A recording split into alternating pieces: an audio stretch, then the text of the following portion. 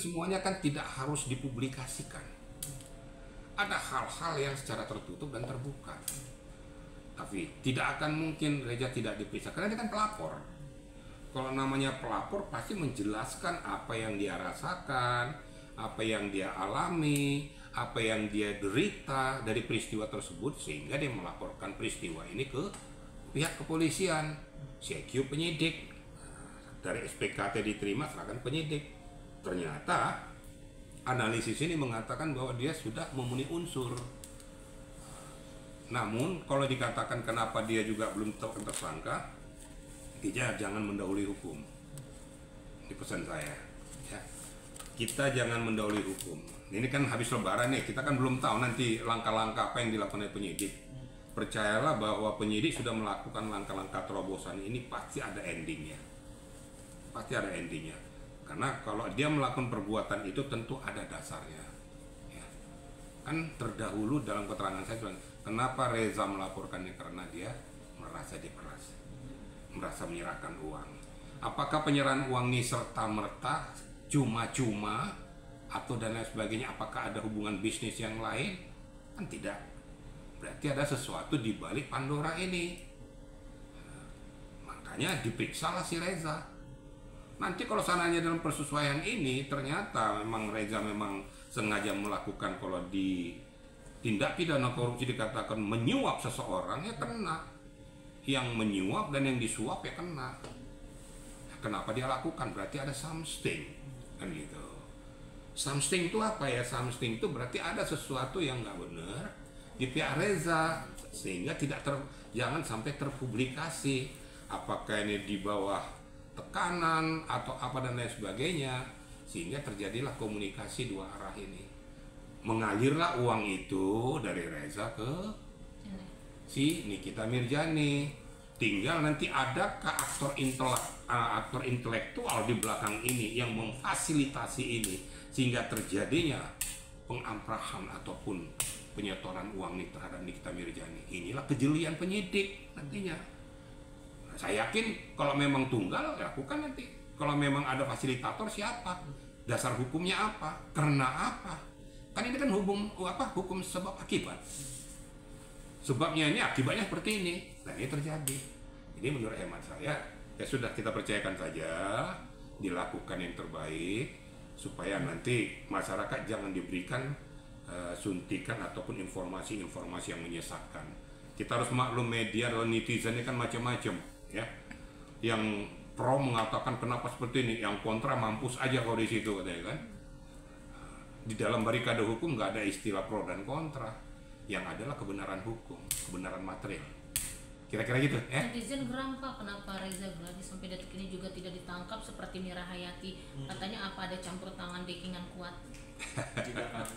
Ya makanya saya katakan tadi, kita tunggu aja beberapa hari ke depan ini apa langkah tindak lanjut daripada penyidik. Tapi saya yakin dan percaya itu akan dilakukan pemeriksaan lanjut ya. Kalau memang benang merahnya itu memang terbukti, tidak ada salahnya kita angkat ke permukaan.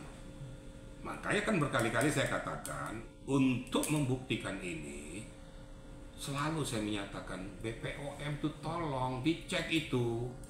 Ini kan skincare.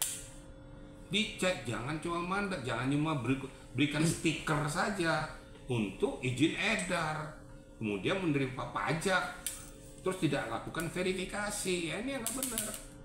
Nah, saya tidak mengatakan dari pihak BPOM itu ada yang terlibat dan lain sebagainya, tapi perlu ditindaklanjuti.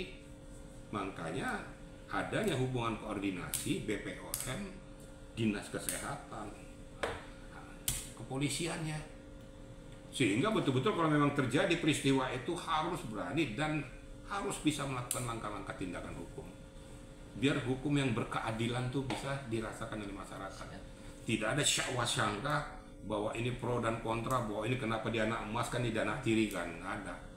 Dulu kalian mengatakan bahwa Nikita Mirzani ini ada orang tertentu dan lain sebagainya, ada di belakang backing, ternyata ditahan kok. Berarti kan mengamputasi informasi-informasi menyesatkan. Nanti ke Reza juga begitu.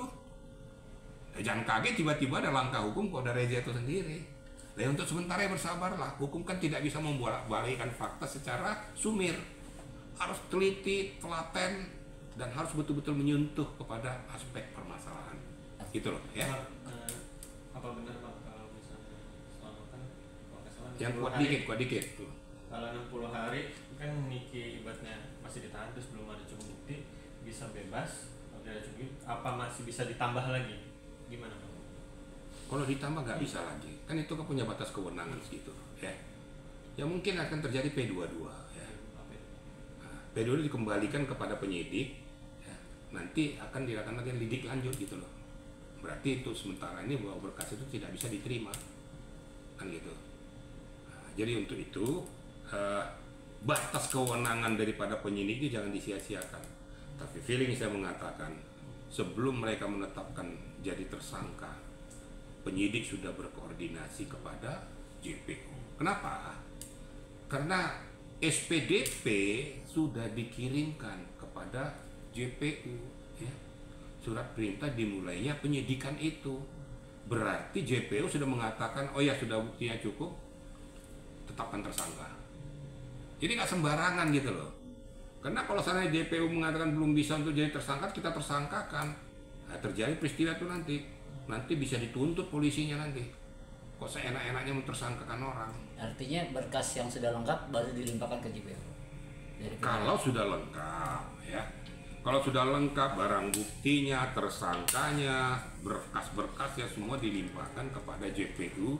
Itulah yang dikatakan P21 dan penyerahan tahap 2. Penyerahan tahap 2 itu adalah sudah berada di JPU untuk mempersiapkan dilakukan analisis dan mempersiapkan dakwaan dan mempersiapkan nantinya tuntutan.